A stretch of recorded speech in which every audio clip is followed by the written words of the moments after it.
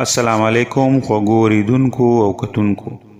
خوږو اوریدونکو راځئ چې خپل کشران په متل او د متل په پس منظر پوه وکړو او د پښتو ژبې په خدمت کې خپله برخه واچو. متل د نورو ژبو په شان د پښتو ژبې یوه عظیمه سرمایه ده. متل په سلونو کاله زوړ تاریخ لري. متل دا قسمه خبرې ته وایي چې د بلې خبرې په شان وي او یا د بلې خبرې مطلب ښکاره کوي، څرګندوي او موږ په اسانه پوه کوي.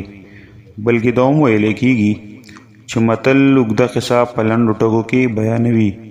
نو راځئ چې متل او د متل په پس منظر ځان پوه کړو او نورو سره دا ویډیو شریکه کړو. متل دی چې اول ځان او بیا جهان.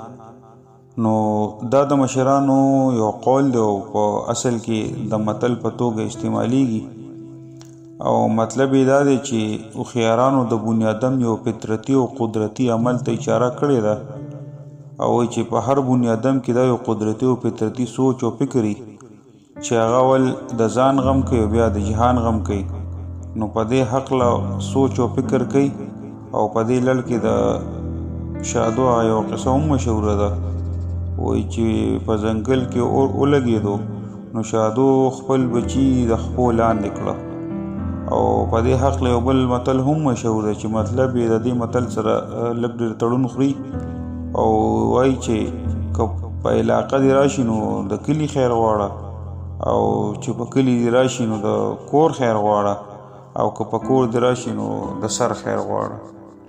نو د دې متل نه دا مطلب شو چې انسان فطرتي طور باندې غرضي او مطلبي دی، خو څوک کم او څوک زیات او څوک چې داسې ډېر زیات مطلبي او خود غرضه وي نو هغه ته اول ځان ښکاري بیا ورته جهان ښکاري. یعنې اول د ځان غم کوي بیا د جهان غم او سوچ او فکر کوي.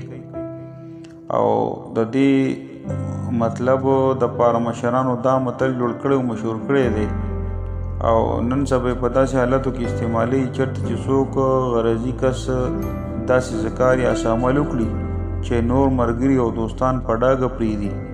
یعنی مطلب د هغې نه چې څه پیدا یې خپله پیدا تیوالي او که بل چا ته پکې نقصان وي نو وي دی خو که دته لږه پیدا وي نو دی ته خپل کارو کې خو داسې خلک کم مطلب دا چې ډېر دي او داسې خلک هم شته چې هغه اکثر خپل ځان د یارانو دوستانو دپاره مطلب دا چې قرباني ورکړي او تکلیف ته غاړه کېږدي او چې یاره څوک رانه خفه نه شي.